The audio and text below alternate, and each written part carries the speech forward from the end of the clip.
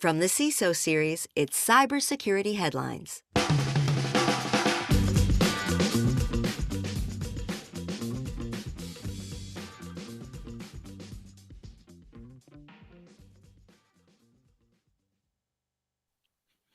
Cyber health report shows hacker entry points shift from email to networks. Study finds significant increase in generative AI fueled cyber attacks. And North Korean hackers suspected of targeting South Korea U.S. drills. These are some of the stories that my colleagues and I have been bringing to you on this week's cybersecurity headlines. And now we get a chance for some insight, opinion, and expertise on these stories and more from our guest, Gerald Auger. He's a PhD, chief content creator of Simply Cyber, the iconic Gerald Auger. Gerald, thank you so much for being on the show. Really appreciate you being here. Yeah, thanks so much, Rich. I'm super pumped, honored to be asked to be on the show, and I can't wait for the fastest 20, 30 minutes in media. Way to Yeah, wrap up the week, man.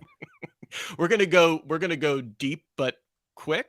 I don't know why I'm trying to make analogies. We barely have time. I do have time though to thank our sponsor for today, Hyperproof, from chaos to clarity. Remember, you can join us on YouTube Live, and we have Team Live representing in the chat right now. To do so, if you haven't already, go to CISOseries.com, look for the events drop down, and look for that Cybersecurity Headlines Week in Review image. It is the third one down. And just want to remind everybody, we are simulcasting into the Simply Cyber channel, but we're keeping the conversation on the CISO Series channel. So if you are there, come on over to the CISO Series YouTube channel. We want you there, Team Live. Can't wait to get into it. And we'll be trying to get to all of our comments throughout the course of the show. We got about 20 minutes, though, so let's jump into it. First one here, Cyber Health Report says hacker entry points shift from email to networks. This week, Critical Insight released its H1 2023 Healthcare Data Cyber Report, and that showed that, hold on just 1 minute, that showed that the first 6 months of the year saw a decrease in the overall number of data breaches impacting healthcare organizations, a fact overshadowed by large-scale breaches, resulting in record levels of individuals affected, which reach record levels. Hacking and IT incidents were the primary cause of breaches, with network server breaches accounting for 97% of records affected, with only 2% due to email breaches. So, Gerald, interesting stats. I'm seeing there's some seemingly good and seemingly kind of real bad. Does the major imbalance between network server breaches accounting and email breaches look like a trend? And are you kind of hearing the same proportions in other industries? Yeah, so Rich, I found this really interesting. Really quick, holler and shout out to the Simply Cyber community. You guys are coming in fierce right now. I love hashtag Team Live. Love the raid. Thanks so much. All right, so check this one out. Forever, email has been the easiest entry point for threat actors. You can send phishes from anywhere. You can send them in mass. You need to configure email gateways appropriately. There's lots of tricks of the trade. So when I actually saw this story, I was a bit taken back and confused. And I actually thought, okay, like if this is based on truth, then how could this explain? And I believe that this is actually kind of, one of those tricks that statistics can be done with, where I still believe email is the primary initial infection vector for most threat actors. However, for H1, if you think about things like the Twitter data breach, where that one individual got all the data and he was trying to extort Elon for like 200 grand, then changed it to 4 million somehow, like that was going to work. Then we had the Go Anywhere breach. There was the Move It breach. So there are a couple what I would call material incidents that happen through kind of leaky networks or misconfigured databases, things that do happen that just resulted in a massive explosion in these type of compromises. And I think that that's what's accounting for it. So having said that, if I'm a practitioner, I'm not looking at this and doing a 180 pivot and being like, all right, we're all about network security now. Like, let the emails fly. Like, you've got to be vigilant and persistent. Email is not going away. It is a massive attack vector, but yes, you do need change control, public facing scanning, make sure that those configured devices aren't misconfigured, or that your engineers, whose names I will not mention, do not misconfigure them. Yeah, it's a good data point to have, and it's like, okay, these are the trends we need to keep up on. But yeah, don't like change your cybersecurity posture on a dime just No. based on one report. Next up here, study finds significant increase in generative AI fueled cyber attacks. Cybersecurity company Deep Instinct released its fourth edition of its Voice of SecOps report this week, and chief among its findings were that 70% of security professionals say generative AI is positively impacting employee productivity, with 63% stating it also improved employee morale. However, 75% of security professionals witnessed an increase in attacks over the past 12 months, and 85% of respondents attributed this rise to bad actors using generative AI. So we don't know that they were using generative AI, but people think that they were. Nearly half, 46%, agree that ransomware is the greatest threat to their organization's data security, and 62% admit that ransomware is the number one C-suite concern, and that's up from 44% last year. So a lot of it to unpack here. I guess another kind of, this is like Animaniacs. This is, good idea, bad idea kind of breakdown here. But Gerald, I'm curious, what's your take on this? Yeah. So generative AI, we're all been using it. It's, like Rich, I've been actually saying, and this is like a push that I'm pushing that no one else is really buying into. We lived in the information age, right? We had the Bronze Age, the Golden Age, whatever, the industrial. March 2023, mark tape, we are on the AI age. You're not putting the genie back in the bottle. The toothpaste isn't going back in the tube. We are in, and it's fully blown, and you can just see the growth of it and the speed with which it changes. It's just unbelievable. So it would be foolish to believe for a hot minute that threat actors aren't going to use it. And we've seen things like, dark GPT and worm GPT and all these like variations to help them craft malware and do phishing emails. By the way, go back to our story we just talked about, how emails an attack vector, like they're definitely using it, and it's going to increase, right? So here's my thing with this. AI is just a tool. And if you boil it down and be really like almost objective about it, cyber threat actors, it's their job. They're going to work. They're committing crime, like whatever. I'm not into that, but that's their job. You and I, Rich, we're going to work. We're doing our job. If AI can help us do our job, we use it. Threat actors, they go to work. They got to get their Q3 numbers. Got to hit their metrics to get their bonus. They're going to use tools that help them do their job. So this is completely predictable and on brand.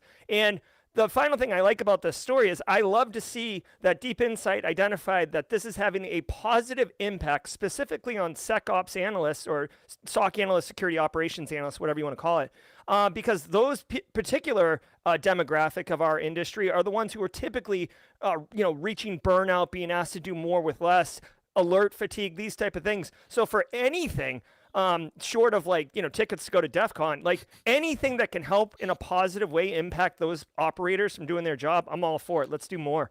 Yeah, absolutely. And it's interesting. It's a shame that we only can kind of glean insights from where threat actors are. Because I bet if you did the same survey, like you would see that's like, yeah, this made my yes, I'm a criminal, but this made my life infinitely easier, and my morale as a criminal has improved as well. Like this show has given me like that appreciation that cybercrime is just as a business deals with the exact same concerns, the exact same productivity hacks, the exact same morale issues that we are seeing, and we just don't have visibility into it as much. So right. We're not invited to Criminal Con where the minions go. It's some of these days I'm hoping to score a pass. Actually, I'm not. Sounds that's probably a good buffet. All right, next up here, North Korean hackers suspected of targeting South Korea U.S. drills. A joint military exercise between South Korea and the U.S. is currently underway, and this year it has been attacked by hackers strongly suspected of belonging to the North Korean group Kimsuki. This is, of course, it's no surprise. But their method was continuous malicious email attacks on South Korean contractors working at the Allies War Simulation Center. South Korean police and the U.S. military confirmed that the IP address used in the spear phishing attack matches one that the group used in a 2014 attack on a South Korean nuclear reactor. So here we have an issue of a nation-state level sabotage being driven through third-party contractor. Hey, email, it's a running theme, I guess, we have on the show. Something we hear about so often in other hacking and breach stories. Third-party risk is all the rage these days. Clearly, Gerald, we're not doing enough to safeguard this weak link in the chain, or are we? I'm curious, what are your thoughts? Well, I mean, we could have an entire show about supply chain risk and, interoperability and third party. Now, when it comes to government, especially U.S. government, where I have my expertise and experience in, they outsource to all sorts of different contractors. Those contractors will outsource and sub to subcontractors. So it gets really, really difficult, whether you're talking about supply chain on what gets baked into software or supply chain in what person is got hands on keyboard and touching stuff. I think it's a really tough nut to crack. There has been some significant movements. NIST CSF actually included supply chain risk into their NIST cybersecurity framework in version 1.2. So there is a movement. The good thing is that there's awareness. People are aware that it is there. The problem, Rich, and I rail against this all the time, is that if you do third-party risk management, right? Like you're like, oh, we're not going to let our contractors get their email hacked. Here's the thing. If I do an audit of the third party people, right? Like Rich and I got a company. We're working out in South Korea, and we're going to hire somebody, right? Let's give it to JMB Handcrafted Consulting. I see you, JMB. Nice to have you in chat. JMB Handcrafted Consulting. We give him a questionnaire, and this is like the style right now in our industry, and it's a bad style. It's here's a questionnaire, JMB. Fill it out. Do you have network security? Yep. MFA. Yep. Awareness training. Nope. This other thing. Nope. Right? Then we get this thing. The business has already decided that they want to do work with JMB Handcrafted. So you're going to have to either expel a massive amount of political capital, jump on a grenade, or do something in order to prevent the business from making that relationship happen. Because what you're really doing is telling the business, hey, even though I know JMB Crafted Consulting was the lowest bidder, and that's going to be the highest return on investment and revenue for us as a business, they're really insecure and it could be bad. It's really tough to convince the business to take less money because that's what they're doing. They're in it for the money, right? So I think it's a tough nut to crack. And basically, we are doing what we need to do. We'll see what CMMC does. That's supposed to be the saving grace, but we've already seen that. The starter pistol shoot off and then immediately face plant on the track. So they're getting back up onto the starter block and trying to reset. But we'll see where that goes. That's kind of like our hope. All right, next up here, Google Pixel phones and Parmesan cheese. What's the connection? We got two interesting stories, and there's a weird thread between them. So let's figure it out. First, Google Pixel phones now have a certificate of authenticity called Pixel Binary Transparency. I'm pretty sure a year ago we would have called this an NFT, but that's neither here nor there, which is aimed at ensuring that the code within the operating system of a Pixel phone is as it should be and that there's not any malware inserted in there during the supply chain process. Uses public key cryptography logs to kind of record it like a blockchain.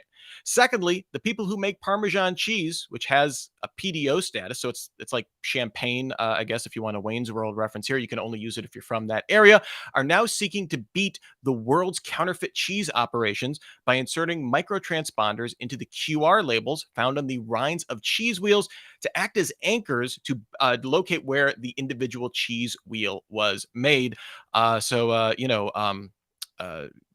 We got all sorts of stuff here. I guess two different approaches to ensuring the validity of products. I'm curious, though, do you have any thoughts on either of these technologies and their chances to defeat bad actors in the chain? Yeah, so I'll give you 30 seconds on each. I do love this. The Google Pixel one, I absolutely love. I love it. I love it. I love it. Now, here's the reason I like it. I love that you can stamp it. You can have that software bill of materials. You can have integrity, which is the three of the CIA triad. I feel like integrity always gets the short end of the stick, or like the small chicken wing at the table. Like integrity is always getting hosed. So I'm loving that they're going to get some of this action right now. The problem, Rich, is that you can have the greatest technical solution on the planet. Epic, super secure. Everyone loves it. All the engineers are high-fiving back and forth. You need someone who's the consumer of the Pixel phone to know how to verify the authenticity, right? So phone gets interrupted in supply chain and a bunch of malware gets pushed onto it and it lands on your desk. You, Rich, are jacked up about the newest Google Pixel. You rip open the box. What do you think you're going to do? Plug it in, turn it on, and start flipping out about how epic it is? Or you're going to stop and do like a validation MD5 hash check, or, you're not doing that. Like, no one's going to do that. So even though it's wicked awesome, I feel like the challenge really is around the user adoption and the integration of the mechanisms to make it functional and reasonable for a normal end user, like my Aunt Dorothea, to be able to validate the integrity of that and explain to her why she wants to do that, right? Like, you have to show the impact. I mean, but could you do something like that when the first time you open up the Play Store? Hey, validate this, go to here. Like, people are used to inputting like their IMEI numbers and stuff like that. Like, we've gotten people used to, here's this bizarre number that does a thing. That feels like a fairly approachable challenge for a lot of security payoff, right? Yeah, I mean, it certainly can do. It certainly can be that done if you force it. It's just like Yeah, changing admin passwords on a device setup. that's Like if true. you Yeah, force it, yeah. you absolutely have to do it. You will do it because you're led to it.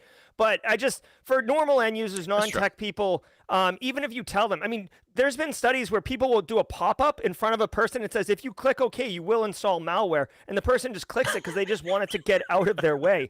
So there's that. With Oh, this cheese story, for me, I love the idea of the cheese story. It's kind of a fun, light-hearted story. I didn't know Parmesan Reggiano was like so exclusive. But the one thing I would say about this is, cool idea, but who's it really for? As an end user or as a consumer trying to like shred over my spaghetti and meatballs, if it comes from a lab in Iowa or somewhere, or from Montreal, Canada, because they're always making cheeses up there, right?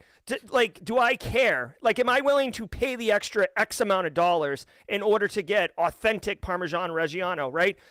Unless there's going to be like some massive law enforcement crackdown on fake cheese, which, as far as I know, Europol's got a lot going on, and fake cheese doesn't rise to the top. So really, this is to protect the local vendors in Parmigiano who are getting hosed by knockoff cheese, right? And I mean, it's the same thing with like a fake Fendi handbag being sold on a corner in New York. You don't see like organized task force going after those guys. So I like the idea. I think it's cool. It's basically a retread of RFIDs from like the early 2000s, where it's like, oh, we're going to RFID everything and we'll know where it is. But whatever.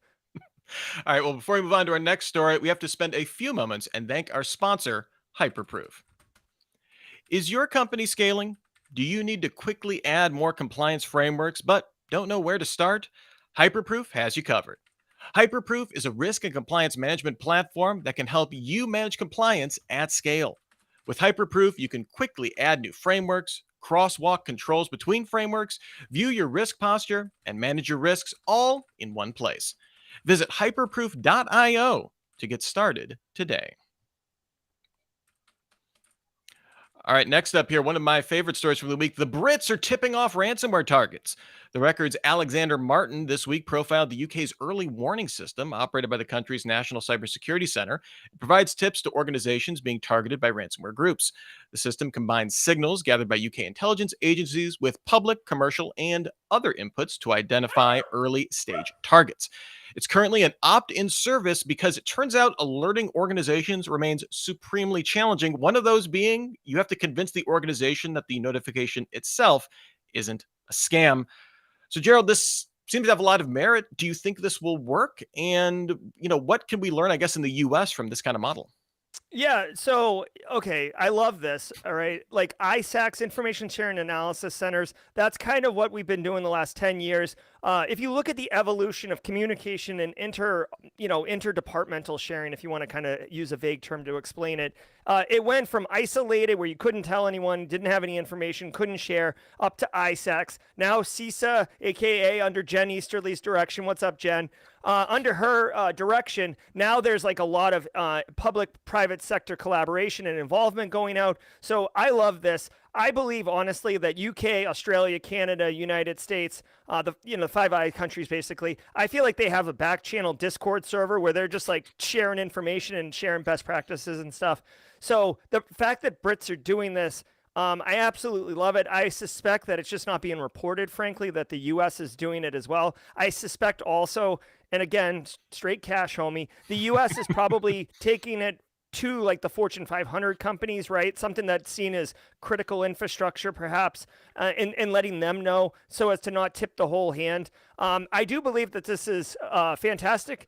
It doesn't have the highest success rate, though. I think in the report it said like 1 out of 50 or 2 out of 50. Yeah, it was super low. Yeah. Yeah, so I'd love to see it a little bit higher, but you know what I like doing? I like forcing the threat actors and the criminal syndicates to feel a little uneasy, to not sit so lux in their, Lamborghinis or whatever, their boats, because they know that there's moles. I mean, they already know that there's moles inside the dark web with trying to rat them out and stuff. But this, if they're getting tipped off, that means there's people in their ranks that are letting them know. So I love it. Let's get some more. Yeah, and as CJ said in the chat here, we need to know when Jen is going to make an appearance on Simply Cyber. That'll be some event viewing. So, Oh my God, that'd be epic. Miss Easterly, balls in your court.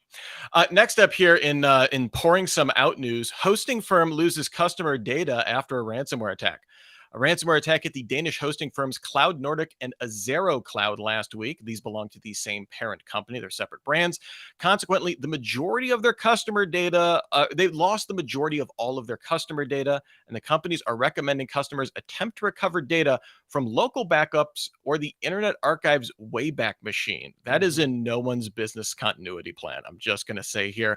Obviously, our goal here is not to single out this hosting firm. This is just like a bad accident, or like this is a bad situation, I should say. The circumstances here are interesting. We heard from Bleeping Computer kind of the main factor here was that their servers were infected. They had antivirus. They obviously they had all the protections you would expect of a cloud host to have here, but that the ransomware attack hit during a data center migration, and that basically gave them the keys to the kingdom. I'm curious, what can other organizations, I guess, learn from this? Yeah, it's pretty gross, frankly. So if you think about this, two things. One, this is a scenario. This is like a black swan event. Like, this is not the type of scenario that you would possibly give consideration to when you're doing tabletop exercises or something like that. They had backup. They had first degree backups and they had secondary backups. The problem is when they did this migration, they brought all the defenses down basically so they could migrate. And no one's going to do a staged migration where they like only migrate prod and then wait and then they're going to do it all at once just because it takes time, energy, money, resources.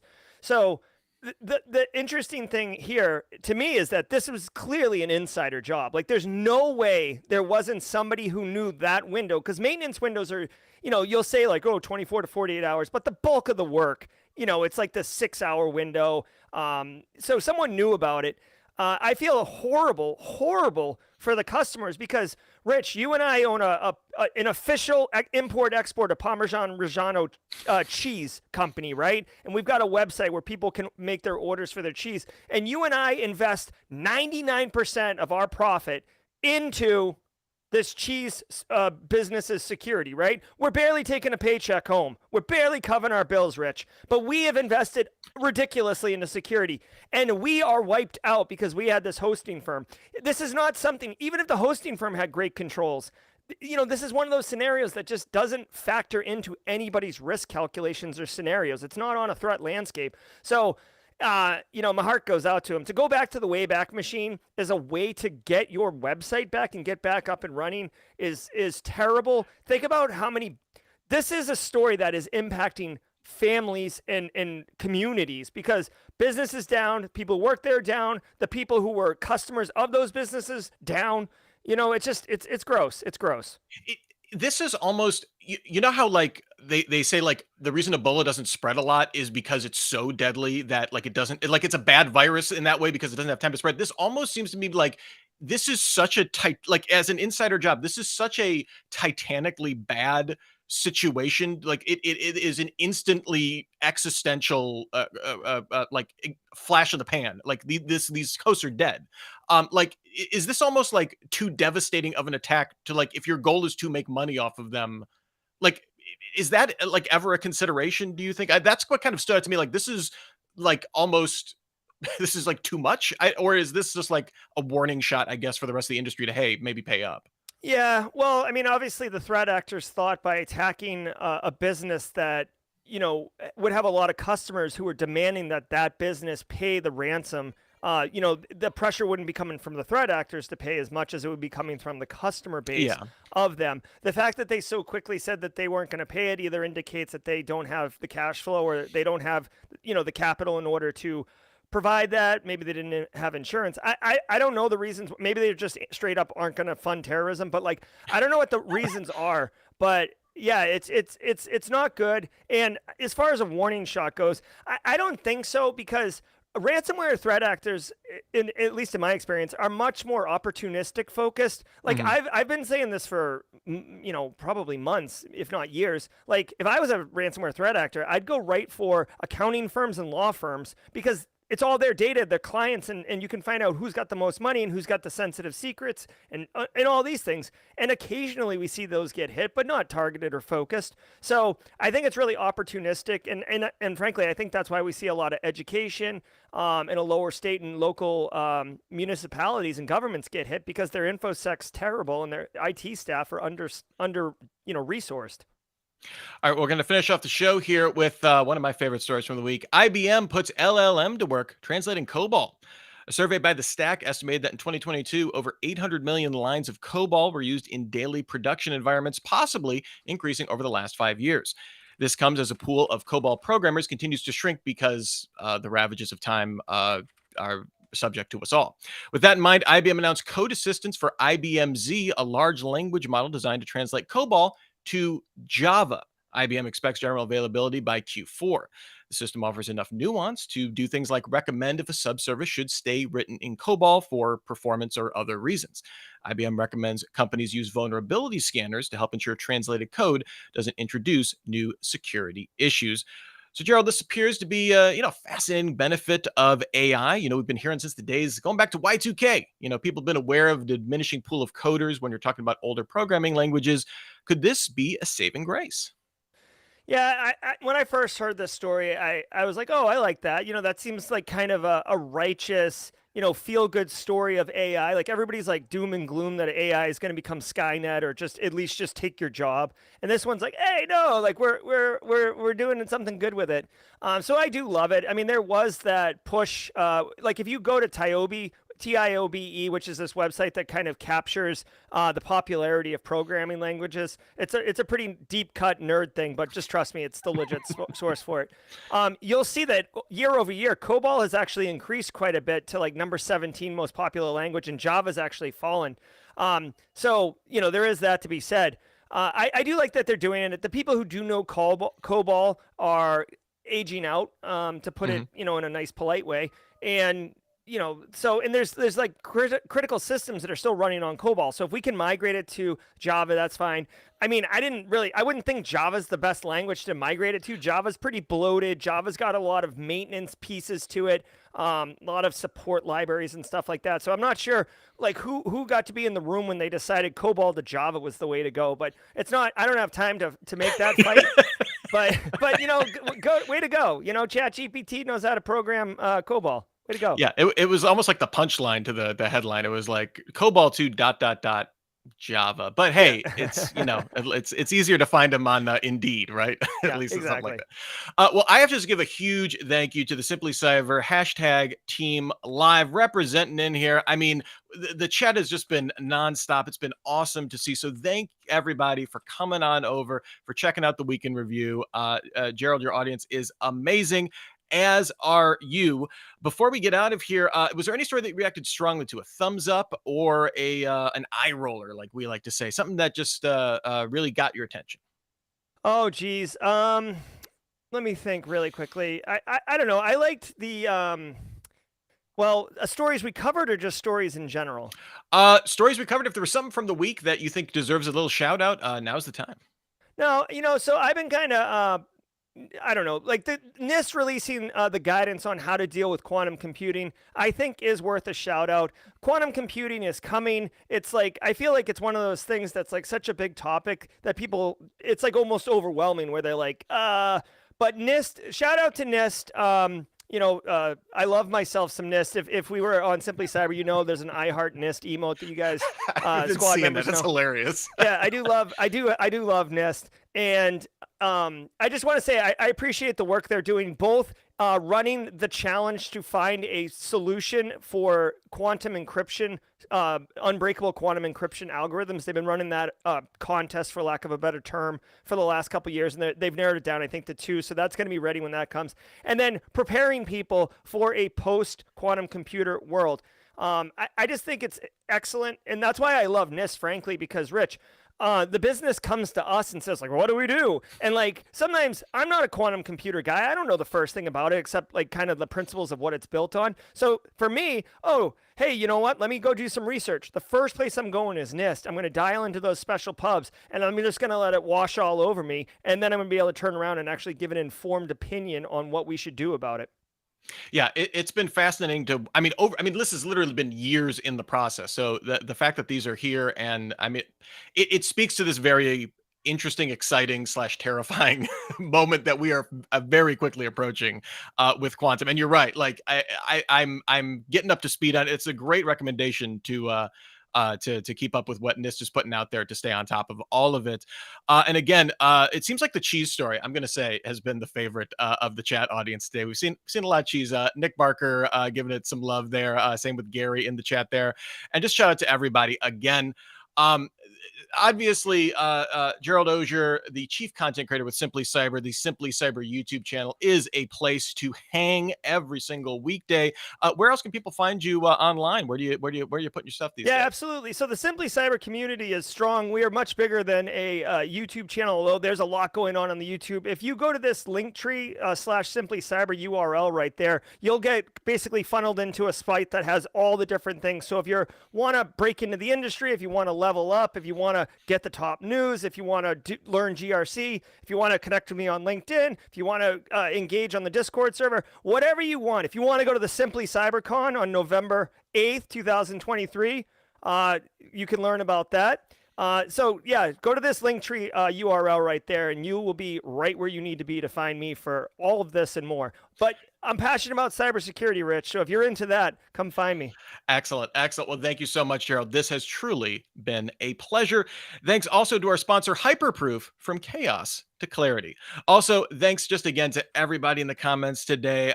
John Christensen, David Beer, Jazzy Jazz, Nick Barker, Kimberly Can Fix It, Charisse Lamb, just everybody that was out there. I'm missing like literally dozens of people. So I can't get to everybody, but thank you all for commenting and being up on it. Please come back next week not next week, in 2 weeks. We're taking Labor Day off for the Week in Review show, but come on back. We're here Fridays at 3:30 p.m. Eastern. It is a fun time, and we will be doing all of that. In the meantime, if you're not already checking it out, you're hearing it on Simply Cyber, but you can also get your daily news fix through cybersecurity headlines every single day. It is a podcast. You can get it 6 minutes. We'll get you all caught up. Until the next time we meet, I am Rich Stroffolino, reminding you to have a super sparkly day.